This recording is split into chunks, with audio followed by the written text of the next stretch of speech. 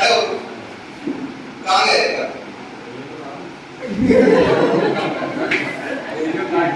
ठीक से क्या पलट के नहीं गए? बैठ जाओ, सामने देखो जो समझाया जा रहा है, ठीक है?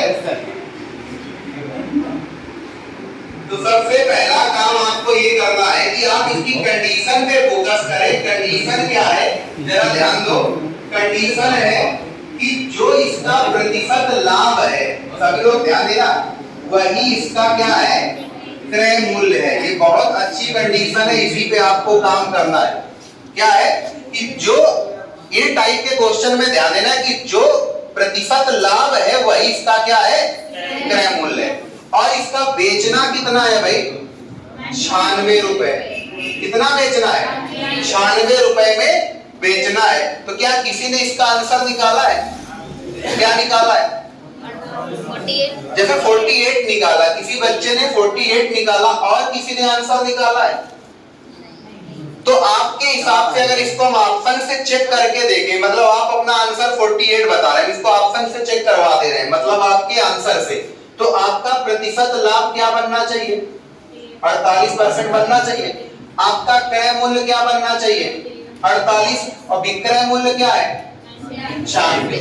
आप ये बताओ यहाँ से प्रॉफिट कितना मिला, अरे घटा लो, 48 मिला ना।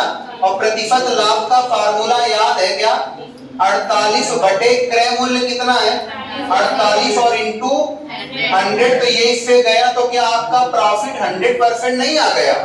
और इसके हिसाब से प्रॉफिट क्या होना चाहिए? तो ये तो गलत है। ये क्या है आपका, गलत है। तो अब सही क्या है? और कोई बताना चाहेगा कुछ? 60 आएगा। देखो इसने क्या बताया, 60 बताया। चलो इसका भी चेक कर लेते हैं। इसने कहा 60 है तो 60% और क्रय मूल्य क्या होगा, 60 और विक्रय मूल्य कितना है, 96। एक बार फिर से ट्राई करो, कितना प्रॉफिट, 36। कितने में, 60 में इंटू 100। क्या ऐसे प्रतिशत लाभ बनाया जाएगा? 0 से 0 काटो, 6 से काटो, कितना आया, क्या 60% आ गया? तो जो इसने बताया क्या ये सही है? क्योंकि हमने कंडीशन मैच करा दी है। अब रही बात कि ये 60 आया कैसे, आप ये 60 ऑप्शन पे देख सकते हो या लगाने वाले तरीके पे भी काम कर सकते हो। हमने आपको बताया बेसिक तरीका अगर आप लगाते हो तो ये द्विघात समीकरण पे काम करेगा। हम इसको एक ट्रिकी तरीके समझाना चाह रहे हैं, भाई ध्यान देना, बहुत बढ़िया इसकी ट्रिक होती है। क्या है, 96 के 2 फैक्टर करो। क्या करो, 96 के 2 फैक्टर करो और ऐसे 2 फैक्टर करना जिनका अंतर, जिनका डिफरेंस क्या है, 10। कोई बता सकता है? बोलो। 12 के 96, क्यों भाई, क्या अंतर 10 का है? नहीं है। तो और कुछ बताओ। 24 चौके 96, 16, चलिए बिल्कुल ठीक। ये 6 और क्या है, 16 है। 16 छक्के 96 बना, अंतर क्या मिला? तो हमें ऐसा डाटा चाहिए, हमें ऐसे 2 फैक्टर चाहिए जिनका डिफरेंस क्या मिलेगा, 10। और ये बहुत सारे नहीं मिलेंगे। जैसे 96 का सर्च कर रहे हो ना तो सिर्फ एक ही मिलेगा, और वो क्या मिला, 16 छक्के 96। अब उत्तर कैसे देना है, इसी 10 का दोनों प्लेस पे मल्टीप्लाई कर दो। तो ये क्या आ गया, 60, ये क्या आ गया। अगर ये 60 में खरीदो और 96 में बेचो तो प्रॉफिट होगा, क्लियर ना। और अगर कहीं 160 में खरीदो और 96 में बेचो तो क्या प्रॉफिट होगा, नहीं होगा ना। तो ये वाला उत्तर कभी नहीं होगा, इसका उत्तर क्या आएगा, छोटा वाला। क्लियर, बड़ा वाला मान आंसर नहीं बनेगा, हमेशा क्या बनेगा, छोटा वाला आंसर बनेगा। कुछ समझ पा रहे हो कि नहीं?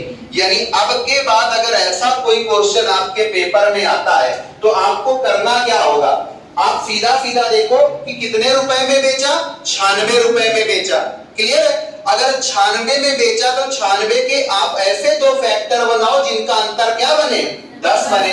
तो आप कैसे सोच रहे हो नंबर के साथ में, तो भाई आपने देखा 12 8 96 नहीं बन रहा है, 24 चौके 96 नहीं बन रहा है, फिर आप आपने कहा 16 छक्के 96 बन गया, बनेगा ये निश्चित है, ठीक है ना, बनेगा। तो 16 छक्के 96, तो 16 से मतलब नहीं रखना, किससे रखना है? 6 से। 6 में 10 का गुणा कराओ, क्या आया? 60 उत्तर आ गया। अब देखना, अब खुद विदाउट पेन आप लोग आंसर करेंगे, भाषा सब लिख चुके हो, ठीक है ना, मेथड आप सीख चुके हो, बेसिक हम आपको पढ़ा नहीं रहे, बता नहीं रहे। तो अब अगर सेम एक क्वेश्चन आपसे दे, आप देखो कैसे आंसर करोगे तेजी से।